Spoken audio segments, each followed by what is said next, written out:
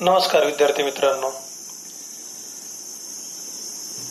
विद्यार्थ्यांच्या जीवनामधील सर्वात महत्वाचं वर्ष हे 10वीचं वर्ष असतं आणि आपल्याला माहितीच आहे की सर्व पालकांपुढे तसेच विद्यार्थ्यांपुढेही मुलामुलींपुढे सर्वात महत्वाचा प्रश्न असतो की 10वी नंतर पुढे काय. साधारणपणे आजच्या या माहितीच्या युगामध्ये युट्यूबच्या माध्यमातून, फेसबुकच्या माध्यमातून, व्हॉट्सअपच्या माध्यमातून प्रचंड मोठ्या प्रमाणामध्ये माहितीचा स्रोत तुम्हाला उपलब्ध आहे.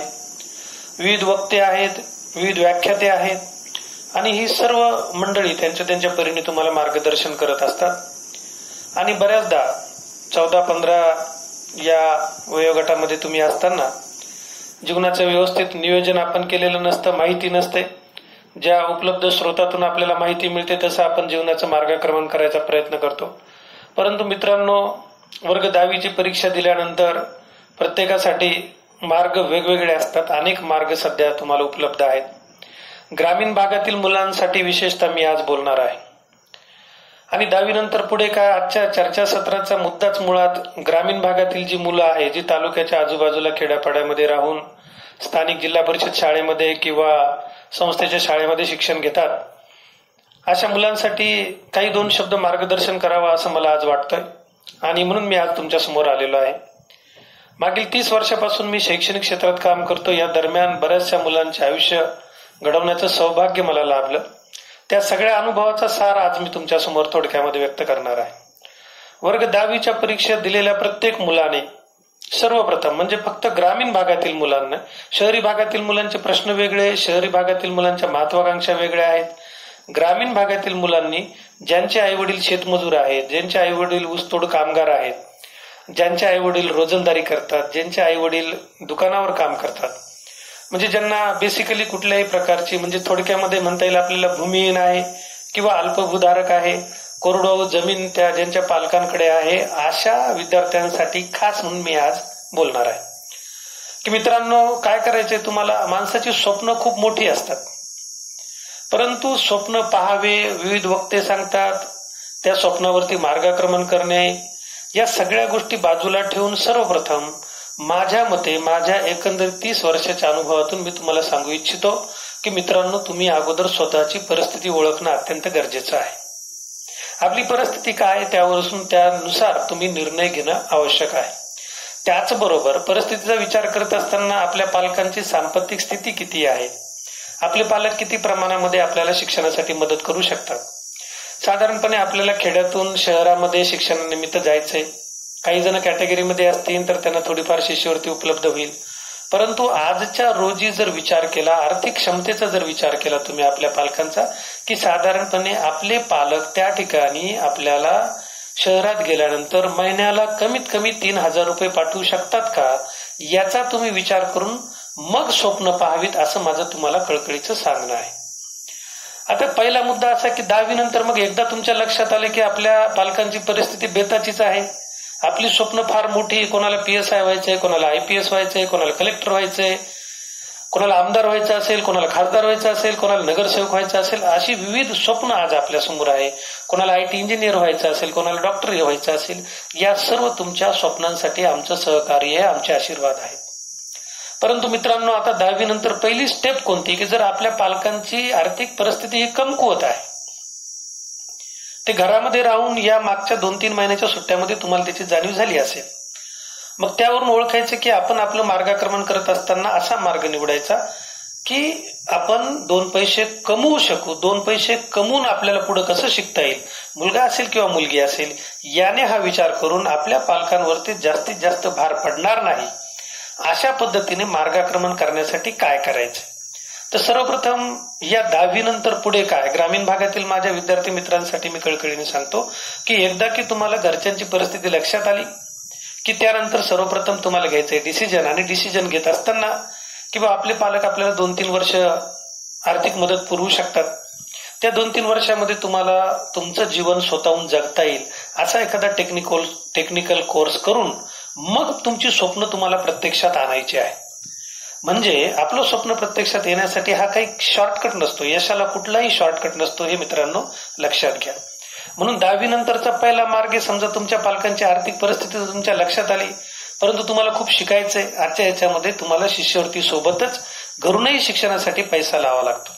आणि म्हणून त्यासाठी काय करायचंय मित्रांनो तुम्हाला, की सर्वात सुरुवातीला मी सांगेल की 2 वर्षाचा असा ITIचा टेक्निकल कोर्स निवडा की जेणेकरून तो 2 वर्षाचा कोर्स निवडल्यानंतर जरी तुम्हाला औद्योगिक क्षेत्रामध्ये कंपनीमध्ये नोकरी मिळाली नाही तरी देखील त्या टेक्निकलद्वारे तुम्ही तुमचं स्वतःचं पोट भरू शकाल, तुमच्या शिक्षणाचा खर्च तुम्ही भागू शकाल. अशा एखाद्या टेक्निकल कोर्सची तुम्ही निवड करा. आणि तुमच्या सुदैवाने त्याही ठिकाणी तुम्हाला इतका अभ्यास करायचा आहे की त्या कोर्सला त्या इन्स्टिट्यूटमधून तुम्ही टॉप केलं पाहिजे. आणि एकदा की तुम्ही टॉप केलं की तुम्हाला नोकरी मिळणार. यदा कदाचित नोकरी नाही मिळाली तर स्वतःचा छोटासा लहानसा उद्योग घरीदारीचं फिरून तुम्ही तो टेक्निकल वापरून 2 पैसे कमवू शकता. आणि मग ते 2 पैसे तुम्ही कमवायला लागले, तुमच्याजवळ कॉन्फिडन्स आला की मग त्याद्वारे तुम्ही विविध प्रकारची मुक्त विद्यापीठं आपल्या इथं महाराष्ट्रामध्ये भारतामध्ये उपलब्ध आहेत. इंदिरा गांधी मुक्त विद्यापीठ आहे, यशवंतराव चव्हाण नाशिकला मुक्त विद्यापीठ आहे. अशा विद्यापीठामध्ये तुम्ही 11वीच्या 12वीच्या याला ऍडमिशन घेऊ शकता किंवा स्थानिक कॉलेजला 11वी-12वीला ऍडमिशन घेऊ शकता. 12वी झाल्यानंतर पुढे तुम्ही ग्रॅज्युएशन करू शकता. ग्रॅज्युएशन करून मग तुमच्या मनातील जे क्लास 2 व्हायची इच्छा आहे, PSI व्हायची इच्छा आहे, पोलीस व्हायची इच्छा आहे, याच्यावरती तुम्ही मार्गाक्रमण करू शकता. हा पल्ला खूप लांबचा आहे. आणि मग मी बऱ्याचदा मागच्या 30 वर्षामध्ये बघितलं की बरेचशी मुलं निर्णय न घेतल्यामुळे घाई गडबडीमध्ये काहीतरी निर्णय घेतात आणि एक स्टेज अशी येते की आई वडील त्यांना पैसा पुरवू शकत नाहीत. साधं पोलीस भरतीचं उदाहरण घेतलं तर याही ठिकाणी तीव्र स्वरूपाची स्पर्धा आहे. 5-5, 6-6 वर्ष भरतीसाठी लागतात आणि इतके वर्ष पालक तुम्हाला पैसा पुरवू शकत नाहीत किंवा काही सुदैवी असतात तर त्यांचे पालक त्यांना समजावून घेतात. आणि म्हणून माझं तुम्हाला कळकळीचं असं सांगणं आहे की अगोदर 2-3 वर्ष 10वी झाले की 2-3 वर्षात स्वतःच्या पायावरती बाबा हो तुम्ही उभे राहा, स्वतःचा खर्च स्वतः भागवा आणि त्यानंतर मग तुम्ही पुढच्या शिक्षणासाठी स्वतः पैसा लावा. म्हणजे हा एक छोटासा मार्ग मी तुम्हाला सांगितला. ITIच्या माध्यमातून तुम्ही तुमचं पोट भरू शकता. आणि एकदा की शहरामध्ये तुम्ही तुमचं पोट भरायला लागले, 2 पैसे तुमच्याजवळ आले की मग तुमच्या मनातील जी इच्छा आहे उच्च शिक्षण घ्यायची ती तुम्ही अशा डिस्टन्स लर्निंग प्रोग्राम मध्ये घेऊ शकता किंवा या ठिकाणी तुम्हाला बरेचसे पर्याय उपलब्ध असतात. आता दुसरा पर्याय बघूया की आपल्या पालकांची परिस्थिती जेमतेम बेताचीच आहे.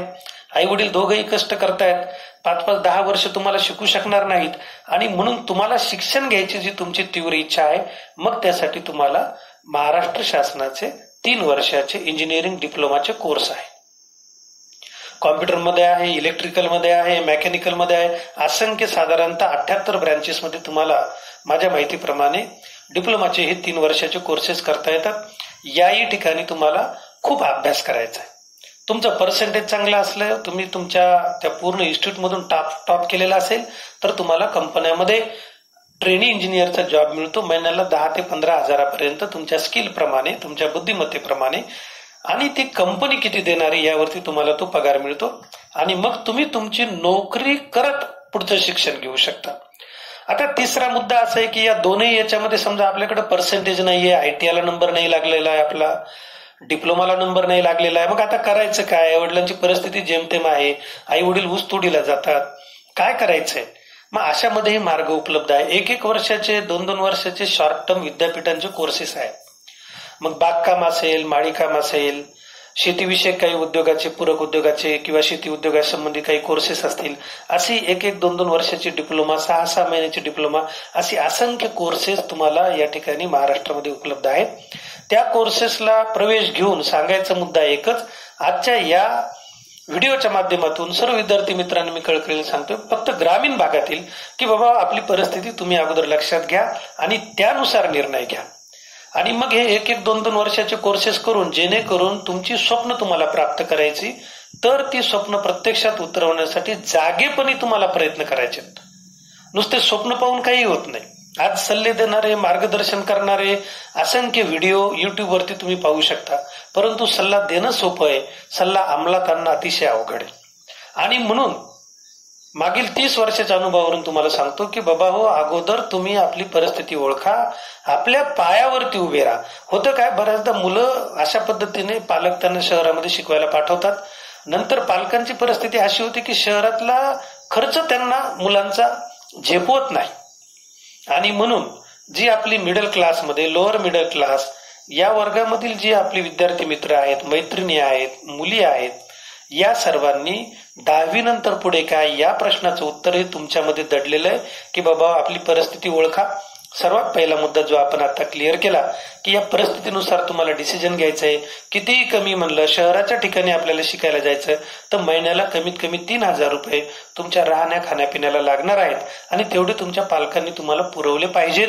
ते पुरवत जर असतील तर आनंदाची गोष्ट आहे. तुम्ही त्या ठिकाणी पुढे काय करायचं मी ते दुसऱ्या व्हिडिओमध्ये तुम्हाला सांगणार आहे. आता दुसरा मुद्दा या ठिकाणी सर्वात महत्वाचा आहे. सध्याच्या या युगामध्ये, माहितीच्या युगामध्ये सगळीकडे तीव्र स्पर्धा हे आम्ही वारंवार सांगत असतो. स्पर्धा ही पूर्वीपासून होती, आताही आहे आणि पुढेही राहणार आहे. आता दुसरा सर्वात महत्वाचा म्हणजे तो मुद्दा आहे तुमच्या अभ्यासाचा.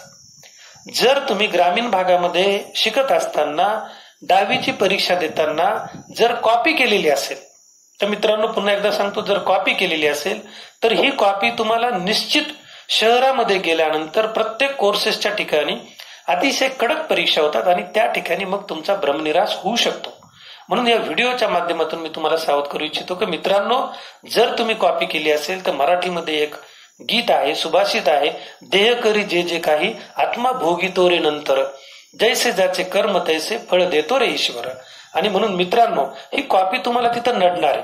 तुम्ही ITI ला ऍडमिशन घेतलं, डिप्लोमाला ऍडमिशन घेतलं, बागकाम माळीकामला ऍडमिशन घेतलं, कुठल्याही 2 वर्षाच्या 3 वर्षाच्या डिप्लोमाला जर ऍडमिशन घेतलेलं असेल आणि ते ऍडमिशन ज्यावेळेस तुम्ही त्या ठिकाणी ऍडमिशन घेतलं त्यावेळेस तुमच्या लक्षात येईल की त्या ठिकाणी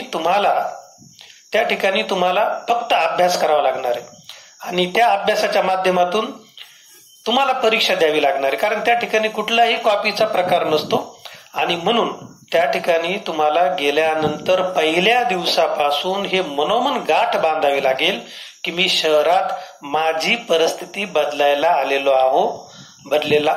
आलेला आहे. आणि एकदा की ही परिस्थिती तुमच्या डोक्यामध्ये घुसली, तुम्ही कॉपी करून जेवढे मोठे मार्क घेतलेले असतील ते मार्क त्या ठिकाणी काहीही कामाचे नाही. एका टप्प्यावरती तुम्हाला प्रवेशासाठी ते मार्क पुरेसे आहेत. आपण बऱ्याचदा बघतो की आपले खेड्यापाड्यातील मुलं जास्त पर्सेंटेज आल्यानंतर याला त्याला विचारून डिप्लोमाला ऍडमिशन घेतात आणि फर्स्ट इयरला किंवा 6 महिन्याच्या टर्म नंतर ज्या काही त्यांच्या एक्झाम होतात त्या एक्झाम मध्ये सर्व त्याचे विषय जातात, तो नापास होतो आणि मग पुन्हा हा शहरात गेलेला आपला विद्यार्थी वापस ग्रामीण भागामध्ये येतो आणि त्या ठिकाणी असलेल्या 11वी 12वी कॉलेजला ऍडमिशन घेतो.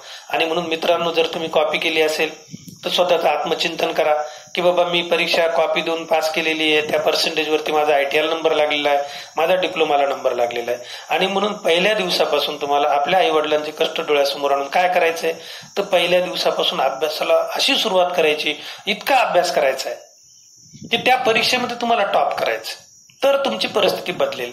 नसता मग काय होईल की फर्स्ट इयरला तुमचे सगळे विषय त्या ठिकाणी जातील किंवा एटीकेटी जो काही प्रकार असेल अर्धे निर्धे तुम्ही नापास होताल आणि तुमचं पार्सल वापस खेड्याकडे येईल. आणि म्हणून माझं असं कळकळीचं तुम्हाला विनंतीपूर्वक सांगणं की बाबा हो, आपल्या आईबाबांचे आपल्या आई वडिलांचे कष्ट डोळ्यासमोर आणा आणि एकदा की तुम्ही शहरात गेले तर खेड्यापासूनची जी तुमची नाळ आहे ती नाळ जोडून ठेवा आणि त्या ठिकाणी इतका अभ्यास करायचा की तो अभ्यास तुम्ही आयुष्यात कधीच केलेला नसेल, हा शेवटचा अभ्यास समजून तुम्हाला तेवढा अभ्यास करायचा आहे. आणि जेव्हा तुम्ही त्या परीक्षेमध्ये टॉप करता त्यावेळेस तुम्हाला संधीचे नवीन दालनं उघडे होतात आणि मग त्या टप्प्यातून तुम्ही पुढे जातात. म्हणजे सर्वात महत्वाचं या दुसऱ्या मुद्द्यामध्ये तुम्हाला सांगायचं आहे, जर तुम्ही कॉपी करून त्या ठिकाणी गेलेले असतील तर मग मात्र ही तयारी करा आणि खरोखर तुम्ही अभ्यासू असताल, परिस्थिती तुमच्या लक्षात आली आणि तुम्ही डिप्लोमाला ऍडमिशन घेतलेलं आहे तरी देखील माझं असं तुम्हाला सांगणं आहे की बाबा हो, त्या ठिकाणी बऱ्याचदा लोक म्हणतात की 10वी नंतर 11वी रेस्ट इयर असतं किंवा डिप्लोमाचं फर्स्ट इयर हे रेस्ट इयर असतं, ITIचं फर्स्ट इयर हे रेस्ट इयर असतं. असं जीवनामध्ये रेस्ट इयर कधीही नसते. अवलंबला तो संपला.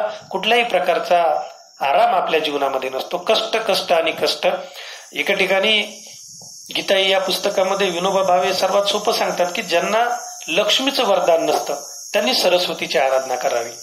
आणि म्हणून मित्रांनो, पहिल्या दिवसापासून तुम्हाला अभ्यास करायचा आहे. हा दुसरा मुद्दा क्लिअर झाल्यानंतर तिसरा सर्वात महत्वाचा मुद्दा की या तुमच्या 15-16 वर्ष वयाच्या दरम्यानच्या वयामध्ये एवढी काही समज नसते. नुकतेच तुम्ही शहरात गेलेले असतात, विविध बिल्डिंग, लोकांचं राहणीमान, त्या ठिकाणचं लिव्हिंग स्टँडर्ड, लोकांच्या गाड्या, मित्रमैत्रिणींचे कपडे, यांच्याकडे बघून तुमच्या मनामध्ये थोडीफार ईर्ष्या निर्माण होऊ शकते की आपण अत्यंत ग्रामीण भागातून आलेलो आहोत, आपली बोलीभाषा बरोबर नाहीये, त्यानंतर आपलं राहणीमान बरोबर नाहीये, असा कुठलाही न्यूनगंड तुमच्या अंगामध्ये असला नाही पाहिजे. समर्थ या ठिकाणी म्हणतात, वेश असावा वेगळा परी अंगी असावी नाना काळा. म्हणजे वेश असावा आबाळा गबाळा परी अंगी असावी नाना काळा. त्याच्यामुळे कोणाचे कपडे कसे आहेत, कोण कोणत्या गाडीवरती कॉलेजला येत आहे, कोण कार वापरतय, कोण सायकल वापरतय, त्याशी आपल्याला काही घेणं देणं नाही. आपला मात्र निर्धार आणि आपला नेम हा आपल्या ध्येयावरती असला पाहिजे. आता रूमवर राहत असताना, हॉस्टेलवर राहत असताना विविध जाती धर्माची, विविध पंथांची, विविध समाजातील वेगवेगळ्या स्तरातील मुलं त्या ठिकाणी आलेले असतात, वेगवेगळे त्यांचे संस्कार असतात. मग सर्वात महत्वाचं काय की तिसरा मुद्दा की बाबा हो, निर्व्यसनी जीवनाचा पाया या ठिकाणी 10वी नंतर तुमच्या जीवनामध्ये घातला जातो. आम्ही या सगळ्या अनुभवातून गेलेलो आहोत. म्हणून आज कळकळीने या माझ्या पहिल्या व्हिडिओच्या माध्यमातून मी तुम्हाला सांगत आहे की या ठिकाणी पाया घातला जातो. जीवनामध्ये यशस्वी होण्यासाठी असे असंख्य व्हिडिओ, असंख्य लोक जगाच्या पातळीवरती उपलब्ध आहेत. सांगणं सोपं आहे, करणं अवघड आहे. परंतु सांगत असतानाही स्वानुभवातून मी गेलेलो आहे. म्हणून मित्रांनो, मी तुम्हाला सांगू इच्छितो की बाबा हो, त्या ठिकाणी रूमवरती तुम्ही गेलेत, आता तुम्हाला अभ्यास करायचा. मग अभ्यासाला सुरुवात करत असताना सर्वात महत्वाचं काय, तर सर्वात महत्वाचं रूमवरती तुम्ही कमीत कमी पहाटे 4:30ला उठलं पाहिजे. उठल्यानंतर जे तर गार पाण्याने तुम्हाला आंघोळ करायची आणि ती गार पाण्याने आंघोळ किंवा स्नान करायच्या अगोदर तुम्हाला दररोज कमीत कमी 1 तास व्यायामाची सवय लावून घ्यावा लागणार आहे. मग कुठल्याही शहरामध्ये असताना, तालुक्याच्या ठिकाणी तुम्ही शिक्षण घेत असताना, तरी जीवनाची सर्वात यशस्वीतेची सर्वात पहिली संकल्पना ती अशी आहे की विद्यार्थ्याला या 14, 15, 16 या वर्ष वयामध्येच व्यायामाची सवय लागली पाहिजे. मग मी आता व्यायाम कुठला करू, काय करू, तर हा व्यायाम करत असताना तुम्हाला सर्वात सोपा व्यायाम कुठल्याही जिमला जायची गरज नाही, कारण आपल्याजवळ हेच पैसे भरायला पैसे नाहीयेत, तर मग जिमचे पैसे कुठून भरणार आहेत. म्हणून सर्वात सोपा व्यायाम जो आहे तर तो रनिंगच्या व्यायामापासून तुम्ही सुरुवात करू शकता. आणि एकदा की तुम्ही व्यायाम करायला लागले तर व्यसनापासून दूर राहतील. बरीचशी मुलं तुम्हाला भेटतील, काही सिनियर मुलं राहतात, काही जण गंमत म्हणून सिगरेट ओढवायला सुरुवात करतात. आई वडील इकडे राबतात, तुम्हाला पैसे पाठवतात आणि तुम्ही सिगरेट ओढायला म्हणजे मित्राच्या नादाने 1-2 झुरके ओढतात. आणि ही सुरुवात असते, कारण गाडीचा पहिला गिर एकदा पडला की ती अख्खी गाडी पुढे हलत असते, तुम्ही जाणता. म्हणून मित्रांनो, हे पक्क लक्षात ठेवा की कधीही आपण कुठल्याही मित्राने सिगरेट सांगितली, बिडी सांगितली, आपण ती एकदा सुद्धा ओढून पाहायची नाही. आता दुसरा मुद्दा आहे, काही मुलं कोणाचा वाढदिवस असतो, सध्या नवीन फॅड आलेलं आहे, रूमवरती तुम्ही राहत असताना वाढदिवस असतात, वाढदिवस साजरे होतात. प्रत्येकाची परिस्थिती तुमच्यासारखीच असते असे नाही. काही मुलं शोकाने शिकायला आलेले असतात, काही मुलं घरून कदरून शिकायला आलेले असतात, काही मुलांचे पालक श्रीमंत असतात, काही जण समजा ITI करायला आले इलेक्ट्रिकलचा, त्याच्या वडिलांची मोठी इलेक्ट्रिकलची दुकान असते आणि तो एक हाऊस म्हणून शिकायला असतो की आपल्याला काउंटर सांभाळायचंय म्हणून नॉलेजसाठी तो त्या ठिकाणी आलेला असतो. आणि यदा कदाचित असा हिरो तुमच्या रूममध्ये असेल, त्याचा वाढदिवस असेल, मग तो बिअरची पार्टी असेल, दारूची पार्टी असेल, तुम्हाला म्हणतो एकदा घेतल्याने काय होतं, आणि ही सुरुवात असते. म्हणून याच्यापासून सावध राहा. तुम्ही जर एकदा की व्यायाम करायला लागले, चांगल्या पद्धतीने तुम्ही जर व्यायाम करायला सुरुवात केली तर निश्चितच तुम्हाला ही व्यसनं लागणार नाहीत. या व्यसनापासून तुम्ही दूर राहता. आणि म्हणून तिसरा मुद्दा आपला असा होता की शारीरिक दृष्ट्या तुम्ही सक्षम असणं अत्यंत जरुरीचं आहे, तरच तुम्ही कष्ट करू शकाल. म्हणजे पहाटे 1 ते 1.5 तास तुम्हाला कंपल्सरी व्यायाम करायचा आहे. त्यानंतर गार पाण्याने स्नान करायचंय. कुठल्याही प्रकारचे एक्स्ट्रा शौक तुम्हाला करायचे नाहीयेत. एखादा तुमचा मित्र मोठी सायकल घेऊन येत असेल, एखादा मोटरसायकल घेऊन येत असेल, एखादा कार घेऊन येत असेल डिप्लोमा करायला, तर त्याच्या पालकांची क्षमता असते. आपल्या पालकांकडे तुम्हाला असा रिकामा हट्ट धरायचा कुठलाही अधिकार नाही. आणि म्हणून या तिसऱ्या मुद्द्यामध्ये कळकळीने तुम्हाला सांगायचे की जीवनाचा यशस्वीरित्या पाया घालण्यासाठी जे आपल्याला प्राप्त झाले त्याच्यामध्ये आपण समाधान मानून जास्तीत जास्त प्रगती कशी करता येईल याकडे तुमचा कटाक्ष असला पाहिजे. आणि ही प्रगती करत असताना स्वतःला सतत अपडेट ठेवणं अत्यंत जरुरीचं आहे. आपली जी काही बोलीभाषा आहे त्या बोलीभाषेला शहरात गेल्यानंतर तुम्हाला लाजायचं नाही, त्याच भाषेमध्ये बोलायचं. चांगली मित्र ओळखायची, जी मित्र अभ्यास करतात, ज्या मित्रांना कुठलं व्यसन नाहीये, अशा मित्रांशी जवळीक साधायची. आणि एकदा का खेड्यातून आपण शहरात गेलो तर खेडं विसरायचं. मी मागच्या 30 वर्षांमध्ये बघितलं, आम्ही शिकत असताना बऱ्याचदा काय होतं की खेड्या पातळीतून आपण खेड्यावरून ज्यावेळेस शहरात गेलो आणि शहरात गेल्यानंतर ती मुलं काय करतात, आपल्या गावाजवळची मुलं कोणकोणती आहे, गावातली मुलं कोणकोणती आहे, तालुक्यातली मुलं कोणकोणती आहे, अशी जवळजवळची मुलं एकत्र करतात आणि पुन्हा त्या ठिकाणी शहरामध्ये जाऊन नवीन खेडं वसवतात. आणि म्हणून शक्यतो तुम्ही जर गावातून 3 मित्र सोबतच एखाद्या कोर्सला तुमचा नंबर लागला तर 3ही मित्र जे तर तुम्ही एका ठिकाणी एकत्र रूम करू नका. विविध दुसऱ्या जिल्ह्यातून दुसऱ्या तालुक्यातून आलेल्या वेगवेगळ्या मित्रांशी मैत्री करा. त्यांचे अनुभव तुम्हाला शिकायला भेटतील, अनुभवाची देवाणघेवाण होईल आणि या अनुभवाच्या देवाणघेवाणीतून तुमचं जीवन समृद्ध होईल. आणि म्हणून 3रा मुद्दा आपला होता मित्रांनो, निर्व्यसनी राहण्याचा. आता 4था अतिशय महत्वाचा जो मुद्दा मी आज तुमच्यासोबत शेअर करू इच्छितो, तर तो सर्वात महत्वाचा मुद्दा म्हणजे या तरुण वयामध्ये तुमचा कटाक्ष जास्तीत जास्त वाचनाकडे असला पाहिजे. आणि हे वाचन करत असताना तुम्ही पुस्तकं, ग्रंथ म्हणजे तुमची जी काही शिष्यवृत्ती तुम्हाला येईल, घरून जे काही पैसे येतील त्याच्यातून तुम्हाला साधारणतः दर महिन्याला 100-150 रुपयाचं एखादं तरी चांगला ग्रंथ किंवा चांगलं पुस्तक विकत घ्यायचं. शहरामध्ये मोठमोठ्या लायब्ररीज असतात, त्या लायब्ररीमधून तुम्हाला एक पुस्तक महिन्याला आणून त्या ठिकाणी 15 दिवसाला महिन्याला वाचायला भेटतं. ते पुस्तक आणून वेळ मिळेल तसा अभ्यास झाल्यानंतर रिकाम्या वेळामध्ये तुम्हाला ते पुस्तक कंपल्सरी वाचायचंय. अशी तुम्ही वाचनाची सवय लावून घेतली तर विविध लेखकांच्या जीवनातील अनुभवाने तुमचं जीवन समृद्ध होईल. याचबरोबर मी अजून एक मुद्दा तुम्हाला असं सांगेल की मित्रांनो, या तरुण वयामध्ये तुम्ही एक सवय 100% स्वतःला लावून घ्या. व्यायामाच्या सवयीबरोबरच ही सवय एक प्रकारचा मेंदूचा व्यायाम असतो. तो व्यायाम कुठला आहे मित्रांनो, की दररोज तुम्हाला जे वर्तमानपत्र प्राप्त होईल ते वर्तमानपत्र तुमच्या कॉलेजमध्ये असेल, तुमच्या रूमवरती असेल, एखाद्या दुकानावरती असेल, तुमच्या रूम शेजारच्या हॉटेलवरती असेल, तर ते वर्तमानपत्र तुम्हाला कंपल्सरी वाचायचे. दररोज वर्तमानपत्र वाचण्यासाठी जे तर अर्धा ते पाऊण तासाचा 1 तासाचा वेळ द्यायचा आहे. आणि अशा पद्धतीने तुम्ही तुमची एक प्रकारची मार्गदर्शिका, एक प्रकारचा आपला टाइम टेबल जर बनवून ठेवला आणि या टाइम टेबलवरती तुम्ही जर चालले तर तुमचा टाइम टेबल किंवा तुम्ही आखलेल्या रिंगणामध्ये तुम्हाला दुसरा कोणीही येऊन डिस्टर्ब करणार नाही. आणि म्हणून अशा छोट्या छोट्या गोष्टी असतात की ज्या रूमवर गेल्यानंतर घडतात, ज्या मगाशी आपण बघितलं होतं की कोणाचा वाढदिवस असतो, कोणी तो सिगरेट ओढायला देतो, कोणी बिडी ओढायला देतो, कोण बियर प्यायला देतं. दुसरं अजून महत्वाचं यामध्ये मी बोलता बोलता राहून गेलो तर सांगू इच्छितो की बऱ्याच जण आपल्या ग्रामीण भागामध्ये तो प्लॅस्टिकच्या पन्नीमध्ये टाकून गुटखा वगैरे तयार करतात. आता रेडीमेड गुटख्याच्या पुड्या भेटतात. एखाद्याला गुटखा खायचं व्यसन असतं, तुम्ही निर्व्यसनी असतात, तो अरे काय होतं, चांगली गंमत येते, तो थोडंसं 2 तुमच्या ती पुडी फोडतो, 2 तुमच्या हातावरती 2 सुपारीचे तुकडे ठेवतो, तुम्ही ते आपले चोळून एकदा चगळून बघतात आणि त्यामध्ये केमिकल मिसळलेले असतात. अशा पद्धतीने ते बनवलेले असतात की तुम्हाला एकदा तुम्ही चगळले की हळूहळू तुमची गोडी वाढत जाते. आणि मग ही आपली पहिली पायरी असते, हा आपल्या गाडीचा पहिला गेअर असतो मित्रांनो. आणि इथून मग आपल्या व्यसनाची सुरुवात होते.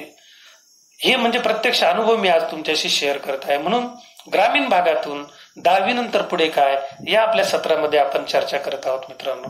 ह्या 2-4 मुद्द्यांचा विचार करत असताना या सगळ्यांचा सारांश एकच आहे की युट्यूबवरील वेगवेगळे व्हिडिओ पाहून आपण वेगवेगळी स्वप्न बघतो. ही जमिनीवर असली पाहिजे आणि पाय जमिनीवरती ठेवून आपल्याला कष्ट करायचे. आता यदा कदाचित तुमच्या शहरामध्ये ऍडमिशन झालं, पालकांची परिस्थिती तुम्हाला महिन्याला 3,000 रुपये किंवा 4,000 रुपये 5,000 रुपये तुम्ही ITI करतायत, डिप्लोमा करतायत किंवा 1-1.5 वर्षाचा कोर्स करतायत आणि त्या ठिकाणी पाठवायची नाहीये, तर त्यावेळेस तुम्हाला स्वकष्टातून हा स्वतःचा खर्च भागवायचा आहे. आणि म्हणून तशी तुमची मनाची तयारी राहू द्या. आपल्या अंगातला आळस झटकून टाका. तुमची परिस्थिती फक्त तुम्हालाच बदलायची असते. आई वडील एका ठराविक पातळीपर्यंत तुम्हाला मदत करू शकतात. शिक्षक जे आहेत ते मार्गदर्शन करत असताना एका ठराविक पातळीपर्यंत आम्ही तुम्हाला मार्गदर्शन करतो, तो मार्ग दाखवतो, परंतु 24 तास काय आम्ही तुमच्या सोबत राहत नाही. आणि म्हणून साधारणपणे शिक्षकाचा मार्ग कोणता आहे, एक छोटासा किस्सा मी तुम्हाला सांगेल, तो तुम्ही कदाचित ऐकलेला असेल. एखादं घोडं असतं पाळलेलं आणि एक ठराविक टाइम ठरलेला असतो. त्या टायमाला त्या घोड्याला तहान लागते म्हणून तो घोड्याचा मालक काय करतो, त्याला तळ्याजवळ घेऊन जातो, पाण्याजवळ नेतो थोडक्यामध्ये. तिथं जाऊन घोड्याचं काम काय आहे की आता तहान लागली, जाऊन पाणी प्यायचं. आता तिथं जाऊन तळ्यावर गेल्यानंतर घोड्याने नुसतं पाण्याकडे बघितलं आणि पाणी पिलंच नाही. मग 15-1 मिनिटं मालक वाट बघतो आणि मालकाला वाटतं की यातल्या पाणी प्यायची इच्छा नाही, पुन्हा वापस नेऊन त्याला तबेल्यात बांधतो. अशा पद्धतीने आमचं काम फक्त विद्यार्थ्यांना मार्गदर्शन करणे हे असतं, परंतु पुढचा मार्ग तो तुम्हाला चालायचा असतो. आणि जीवन जगणं आणि त्यातले त्यात स्वतःच्या पायावर उभं राहणं हे बोलण्या एवढं तितकं सोपं नसतं. तरुण वयामध्ये नेमकं अंगामध्ये असलेल्या रगीमुळं जी एक रग असते, मी असं करीन, मी तसं करीन, मला हे व्हायचंय, मला ते व्हायचंय, मी डॉक्टर होणार आहे, मी 2 गाड्या घेणार आहे, मी 4 गाड्या घेणार आहे, मी बंगले बांधणार आहे, मी कंपनी टाकणार आहे, अशी वेगवेगळी असंख्य स्वप्न मुलांच्या मनामध्ये असतात. दररोज एक स्वप्न बघतात. आणि मी बऱ्याचदा युट्यूबवरचे बरेचसे मोटिवेशनल स्पीचेस बघतो. ही लोक, हा एक बिझनेस झालेला आहे. वेगवेगळी स्वप्न तुमच्या समोर दाखवतात. असं केल्याने असं होतं, त्याने 10वीला 4दा नापास झाला, नंतर तो कलेक्टर झाला. अशी वेगवेगळी स्वप्न तुम्हाला कोणाचे नाव घेऊन सांगतात, परंतु प्रत्यक्ष परिस्थिती तशी नसते. प्रत्यक्ष तुम्ही त्या व्यक्तीला जाऊन भेटा. आणि म्हणून प्रेरणा घेणं हे ठीक आहे, परंतु त्या प्रेरणेवरती मार्गाक्रमण करणं हा मार्ग अतिशय कठीण असतो. आणि म्हणून ग्रामीण भागातून शहरात शिकायला गेलेल्या मुलांना माझं एकदम कळकळीचं या ठिकाणी आव्हान असेल. कळकळीचं मी तुम्हाला सांगतो की शहरामध्ये गेल्यानंतर आपल्या आई वडिलांचे कष्ट तुम्हाला आठवायचे. एक एक पैसा तुम्हाला जपून वापरायचा. एक एक पैशाचं त्या ठिकाणी फार मूल्य आहे. आता चौथा मुद्दा जो आहे तो सर्वात महत्वाचा, की त्या मुद्द्यावरती आपण सर्वजण येऊया आणि त्याची चर्चा करूया. आताचा मुद्दा काय होतं की शहरात गेल्यानंतर तुम्हाला सर्वात पहिल्यांदा तुमची नीड असते, त्या ठिकाणची गरज असते की तिथं असलेल्या मुलामुलींप्रमाणे तुम्हाला शूज पाहिजे, तिथं असलेल्या मुलामुलींप्रमाणे तुम्हाला कपडे पाहिजे, तिथं असलेल्या मुलामुलींप्रमाणेच तुम्हाला त्या ठिकाणची लाईफस्टाईल करावी वाटते. त्यांच्याकडे अँड्रॉइड मोबाईल असेल, कोणाकडे ऍपलचा असतो, की तुम्हाला असं लगेच वाटतं आता मी 10वी पास झालो, माझ्या हातामध्ये अँड्रॉइडचा मोबाईल असला पाहिजे. आता आत्मपरीक्षण करा मित्रांनो, तुमच्या या वयामध्ये खरोखर आपल्याला त्या अँड्रॉइड मोबाईलची गरज आहे का? काही अंशी ती गरज आहे सुद्धा, नाही असं नाही. नवीन जगाचं ते एक साधन आहे, जगाशी कनेक्टिव्हिटीचं साधन आहे, भरपूर नॉलेज त्या ठिकाणी उपलब्ध आहे. आता मोबाईल वापरणाऱ्या माझ्या सर्व मित्रांना मी या व्हिडिओच्या माध्यमातून जाहीर आवाहन करतो की हे सत्य तर तुम्ही एकदा पडताळून बघा. जेव्हापासून तुमच्या हातामध्ये मोबाईल आला तेव्हापासून तुम्ही किती मोबाईलवरती किती तुम्ही व्हिडिओ लेक्चरर्स तुमच्या अभ्यासासंबंधी ऐकलेत? या प्रश्नाचं उत्तर शोधा.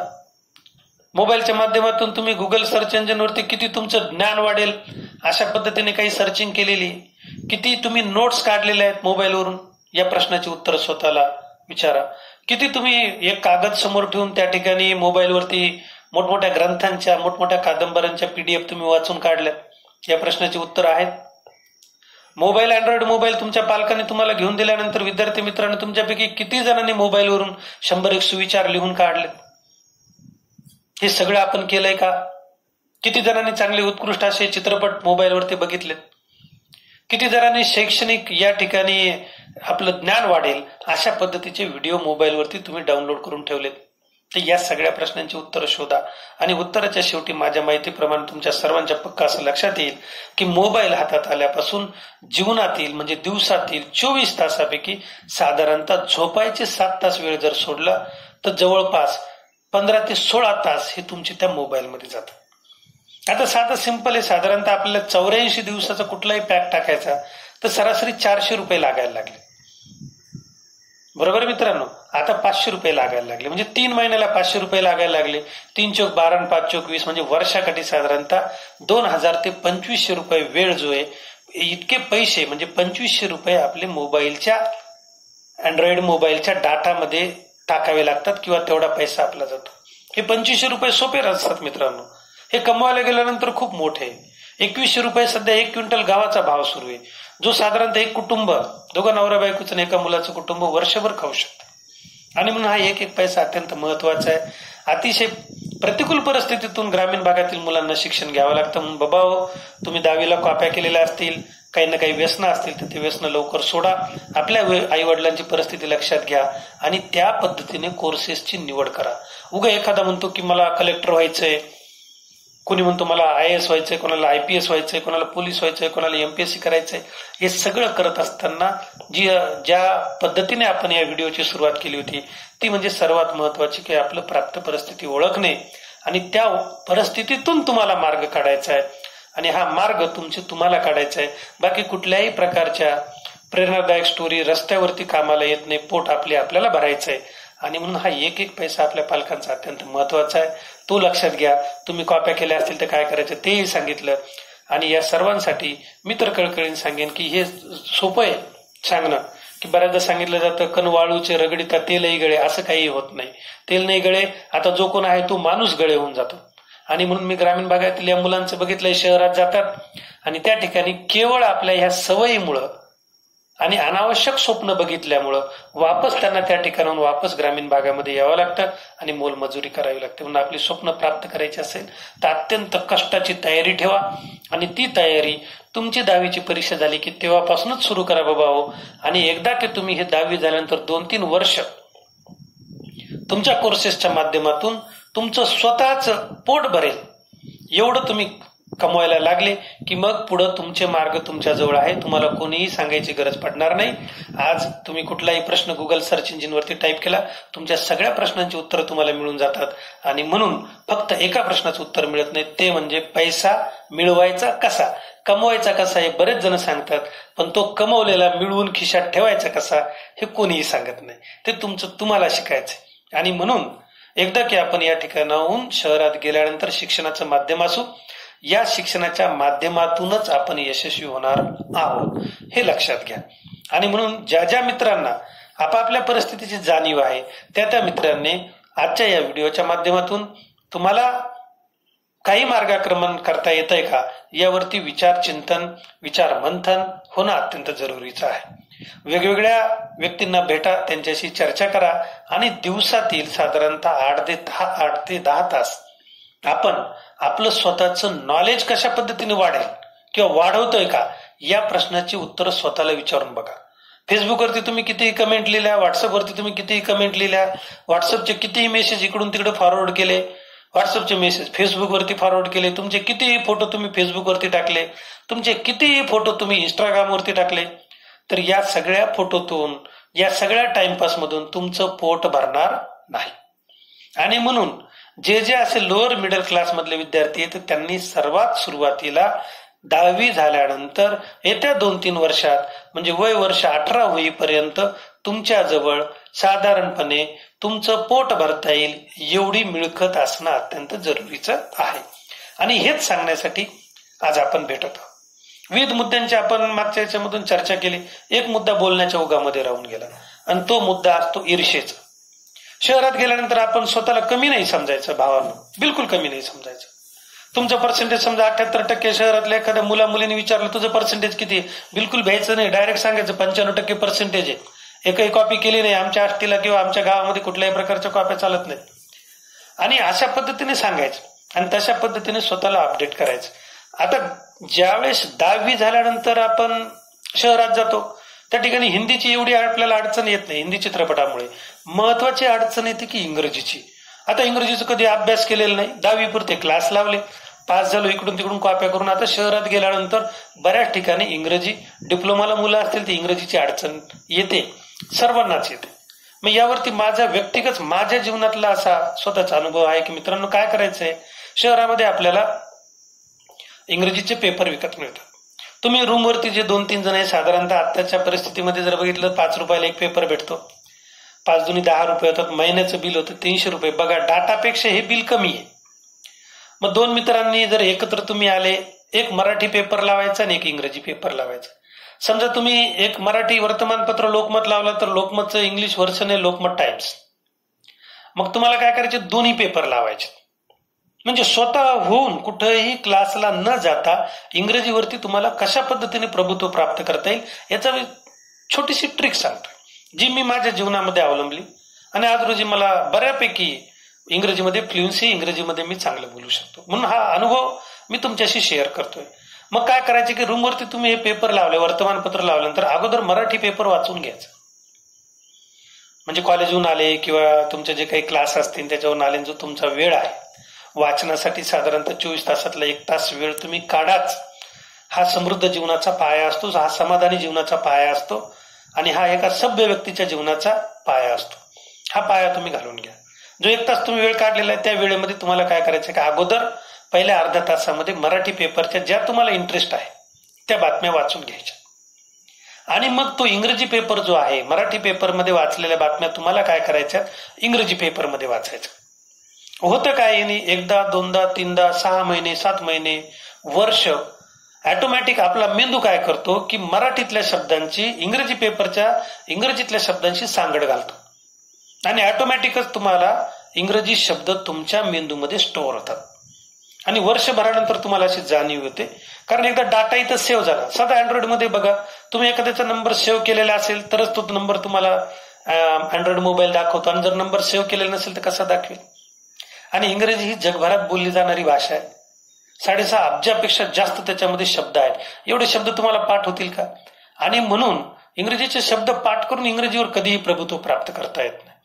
अशा पद्धतीने शब्दसाठा तुमच्या मेंदूमध्ये वाढत जातो आणि ऑटोमॅटिकली ही इंग्रजी भाषा साधारणतः वर्ष 1.5 वर्षानंतर तुम्हाला कुठलंही ग्रामर न शिकता तुमचा मेंदू ऑटोमॅटिक ग्रामर शिकतो.